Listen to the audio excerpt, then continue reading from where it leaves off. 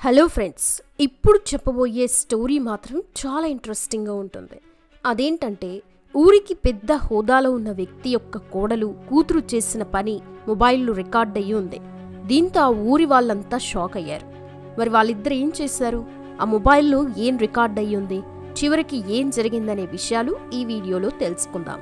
So ఈ story ఇంట్రెస్టింగ్గా ఎమోషనల్గా ఉంటుంది కాబట్టి వీడియోని స్కిప్ చేయకుండా ఎండ్ వరకు చూసే ప్రయత్నం అయితే చేయండి. చౌహాన్ అనే వ్యక్తి తన గ్రామంలో గ్రామ పెద్దగా బాధ్యతలు మోస్తూ ఉన్నాడు. ఆ గ్రామంలో ప్రతి ఒక్కరూ చౌహాన్కి బాగా గౌరవం ఇస్తూ ఉంటారు.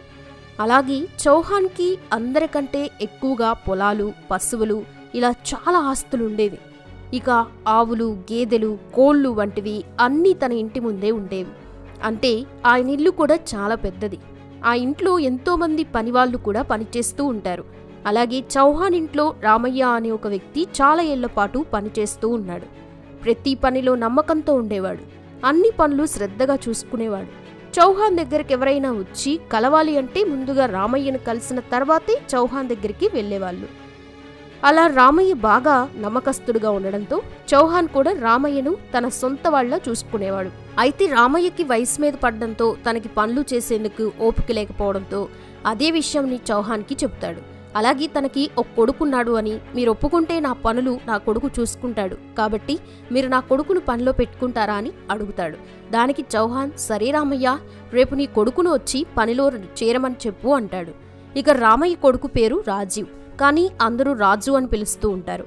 ఇక రాజు కూడా చౌహాన్ ఇంట్లో పనుల్లో చేరి అతడు కూడా బాగా నమ్మకస్తుడుగా పనిచేస్తూ ఉంటాడు. చౌహాన్ ఇంటి బయట పనిచేసే వాళ్ళు ఇంటి బయటే ఉంటారు. కనీసం ఇంటి లోపలికి వెళ్లేంత ధైర్యం కూడా చేయరు. అందులో రాజు కూడా ఒకడు. నిజానికి అక్కడ పనిచేసే వాళ్ళకి కొన్ని రూల్స్ ఉంటాయి. అలా ఆ రూల్స్ని వాళ్ళు తప్పకుండా పాటించాలి. ఎంత అత్యవసరమైన పని ఉన్నా కూడా ఇంట్లో అస్సలు వెళ్ళకూడదు. అక్కడ ఉండే ఆడవాళ్లతో కూడా మాట్లాడకూడదు. అయితే చౌహాన్ ఇలాంటి కండిషన్స్ పెట్టడానికి కారణం వచ్చేసి ఆ ఇంట్లో వయసు వచ్చిన కూతురు, వయసులో ఉన్న కోడలు, అలాగే ఆయన భార్య కూడా ఉండడంతో ఆ ఇంట్లోకి ఎవరినీ కూడా రానివ్వరు. ఏదైనా ఉంటే చౌహాన్ భార్యతోనే తమ అవసరాల గురించి మాట్లాడాలి, కానీ అంతకు మించి మాట్లాడకూడదు అని అక్కడ పనివాళ్ళు. అయితే పనివాళ్ళకే కాదు, తన కూతురుకు కూడా కొన్ని కండిషన్స్ పెట్టాడు చౌహాన్. ఆ అమ్మాయి పేరు వీణశ్రీ. ఈమె చూడటానికి చాలా అందంగా ఉంటుంది. ఇక ఈమె కూడా మొబైల్స్ వాడటం కానీ, బయట వాళ్ళతో మాట్లాడటం కానీ చేయకూడదు.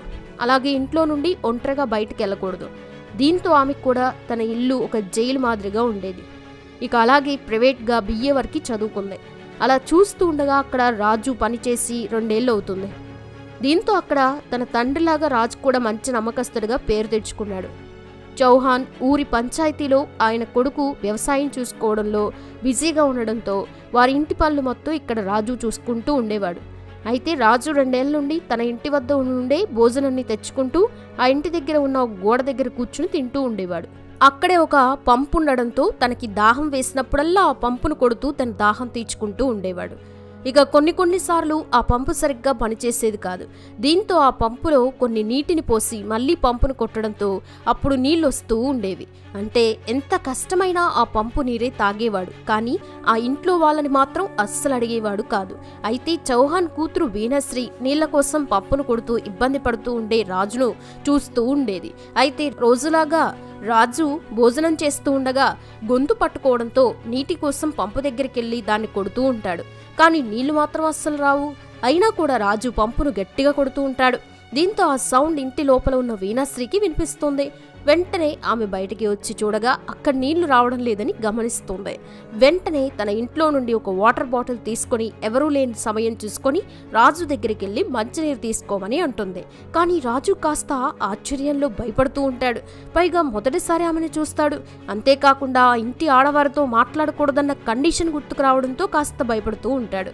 అప్పుడు వీణశ్రీ అర్థం చేసుకొని, ఏం పర్వాలేదు, నేను ఇక్కడికి రావడం ఎవరూ చూడలేదు, మీరు కంగారు పడకుండా మంచినీరు తీసుకోండి అని ఇవ్వగా రాజు ఆ బాటిల్ తీసుకొని అందులో ఉన్న వాటర్ని మొత్తం ఒకేసారి కంప్లీట్ చేస్తాడు. దీంతో వీణ రాజుకి బాగా దాహంగా ఉందని అర్థం చేసుకుంటుంది. అయితే ఎవరైనా చూస్తే బాగుండదని వెంటనే తన ఇంట్లోకి వెళ్తుంది. ఆ తర్వాత రాజు వీణ అందంని అస్సలు మర్చిపోలేకపోతాడు. ఇక మరుసటి రోజు కూడా పంపు నుండి నీళ్ళు రాకపోవడంతో వీణశ్రీ మళ్ళీ రాజు కొట్టే పంపు సౌండ్ విని మళ్ళీ బాటిల్ తీసుకొని వస్తుంది. నేను ఇలా నీరు తీసుకొని వస్తున్నాను అని ఎవరికీ చెప్పకు, మా నాన్నకి ఈ విషయం తెలిస్తే అస్సలు ఊరుకోడు అని చెప్పి అక్కడి నుండి వెళ్ళిపోతుంది. అయితే రాజు వీణశ్రీని మొదటి చూపులోనే ఇష్టపడతాడు, కానీ ఆ విషయం వీణశ్రీకి తెలియదు. అలా ఒక వారం తర్వాత రాజు మళ్ళీ పంపు కొడుతూ ఉంటాడు. వెంటనే ఆ శబ్దం విన్న వీణశ్రీ మళ్ళీ రాజు దగ్గరకు వచ్చి వాటర్ ఇస్తుంది.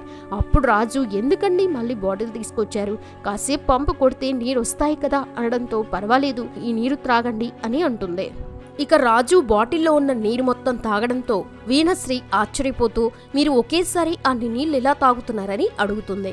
అప్పుడు రాజు, అమ్మాయి గారు, మీ చేతిలో ఇచ్చే ఈ నీరు చాలా తీయగా ఉన్నాయి, అందుకే మీరు ఇచ్చే నీళ్లను ఎంతైనా తాగుతాననడంతో అప్పుడు వీణశ్రీ, అసలు నా చేతిలో ఏముంది, నేనిచ్చే నీటిలో ఏదో కలిపినట్టుగా అంటున్నావేంటి అని అనడంతో వెంటనే రాజు, అరే అలా అంటలేదు అమ్మాయి గారు, నేను ఎప్పుడూ కూడా మీ చేతులు చూడలేదు, అలాంటప్పుడు మీ చేతిలో ఏముందో నాకేం తెలుసు అంటాడు.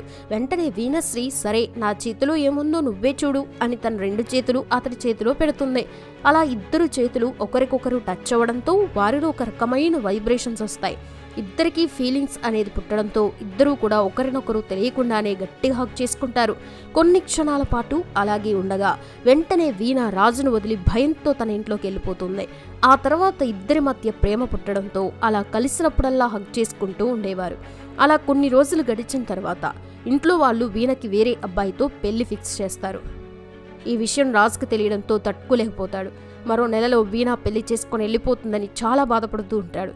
ఎలాగైనా వీణతో మాట్లాడాలని అనుకుంటాడు, కానీ ఆ రోజు నుండి వీణ అస్సలు కనిపించదు. అలా వారం రోజుల తర్వాత ఎప్పట్లాగే పంపును గట్టిగా కొడతాడు. పంపు శబ్దం వీణకు వినిపించేలా కొడుతూ ఉంటాడు. ఇక ఆ శబ్దంకి వీణ కాకుండా తన వదిన ఒక వాటర్ బాటిల్ తీసుకుని రాజు దగ్గరికి వస్తుంది. దీంతో రాజు వెంటనే షాక్ అవుతాడు.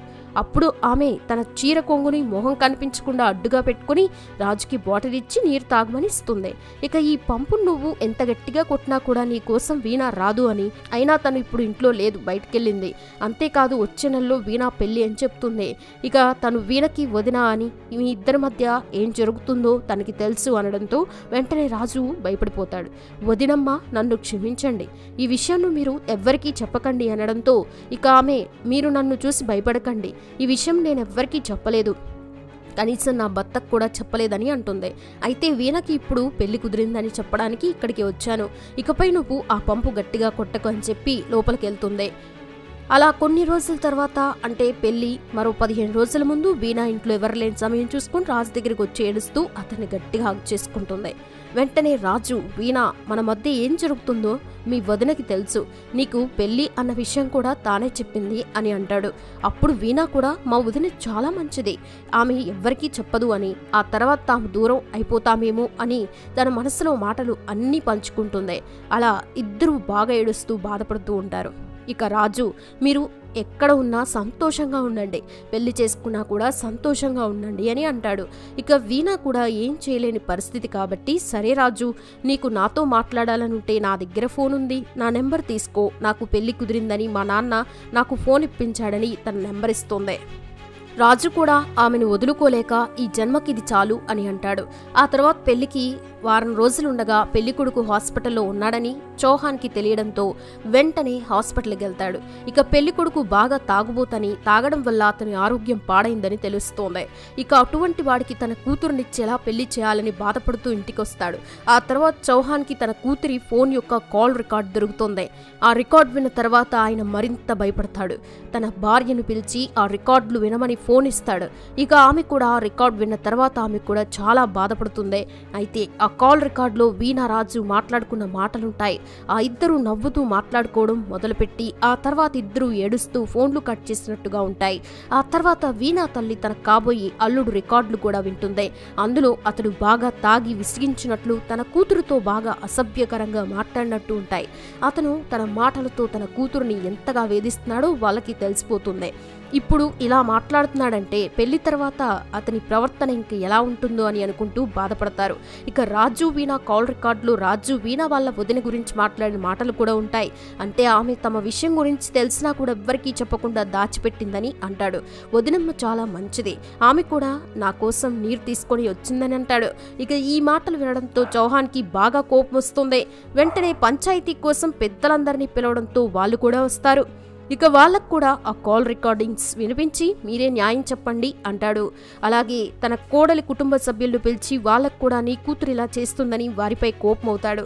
వెంటనే తన కోడలు తన తప్పు లేదని జరిగిన విషయం చెప్పి తనని క్షమించమని బాగా ఏడుస్తూ ఉంటుంది. ఈ విషయం నాకు తెలిసిన వెంటనే మీకు చెప్పకపోవడం నా తప్పే, కానీ అంతకుమించి నేను ఇంకా ఏ తప్పు చేయలేదని అంటుంది. ఇక గ్రామ పెద్దలు ఆ రికార్డ్స్ విన్న తర్వాత జమీందార్ గారు మీ అమ్మాయి మీ పనివాడిని ప్రేమించింది. నిజానికి నువ్వు తెచ్చిన సంబంధం కంటే మీ అమ్మాయి ప్రేమించిన అబ్బాయి చాలా మంచివాడు. రాజు తల్లిదండ్రులు కూడా మీ దగ్గర చాలా ఏళ్లపాటు పనిచేశారు. వాళ్ళ మంచితనం ఏంటో మీకు కూడా తెలుసు. మీరు తీసుకొచ్చిన ఆ తాగుబోతుకిచ్చి పెళ్లి చేయడం కంటే మీ కూతురు ప్రేమించిన రాజుతో పెళ్లి చేస్తే మీ కూతురు చాలా సంతోషంగా ఉంటుంది. వెంటనే చౌహాన్ ఇక ఆ పనివాడికి నా కూతురునిచ్చి పెళ్లి చేయాలా అని వారిపై కూడా అరుస్తాడు. ఆ తర్వాత గ్రామ పెద్దలు రాజుని కూడా అక్కడికి పిలిపించి నువ్వు ఎంతవరకు చదువుకున్నావని అడుగుతారు. వెంటనే రాజు నేను 10వ తరగతి వరకు చదివానని అంటాడు. అప్పుడు చౌహాన్ నా కూతురు BA వరకు చదివింది, ఆమె పేరు మీద 50 ఎకరాల ఆస్తి కూడా ఉంది, అటువంటి నా కూతురుని నువ్వెలా పోషిస్తావని అడుగుతాడు. వెంటనే రాజు అయ్యగారు మా దగ్గర అంత ఆస్తులు లేవు, కానీ మా నాన్న కష్టపడి 1 ఎకరం భూమి సంపాదించాడు, ఆ భూమినే సాగు చేస్తూ అమ్మాయి గారిని బాగా చూసుకుంటానని అంటాడు. ఆమెని జీవితాంతం సంతోషంగా చూసుకుంటాను అని అంటాడు. అతని మాటలు విన్న వెంటనే చౌహాన్ కళ్ళల్లో నీళ్లు తిరుగుతాయి. ఆ తర్వాత సరే ఒప్పుకోవడంతో లోపల నుండి ఈ మాటలు అన్నీ వింటున్న వీణ కూడా తన తండ్రి దగ్గరికి వచ్చి ఆయన్ని పట్టుకొని సంతోషపడుతుంది. నాన్నగారు నన్ను క్షమించండి, ఈ విషయం మీకు భయపడి చెప్పలేదని అంటుంది. ఇక చౌహాన్ కూడా జరిగిందేదో జరిగిందే, నువ్వు ఏం బాధపడకు అని అంటాడు. ఆ తర్వాత చౌహాన్ వారిద్దరికీ పెళ్లి చేస్తాడు. అలా ఆ కొత్త దంపతులు కూడా చాలా సంతోషంగా ఉన్నారు. చూశారు కదా ఫ్రెండ్స్, ప్రేమ అనేది ఎప్పుడు ఎవరితో పుడుతుందో తెలియదు కదా. ఇష్టపడిన వ్యక్తి అంత ధనవంతుడు కాకపోయినా కూడా అతడు మంచి మనసున్నవాడు అయితే అదే పెద్ద ఆస్తి అని చెప్పాలి.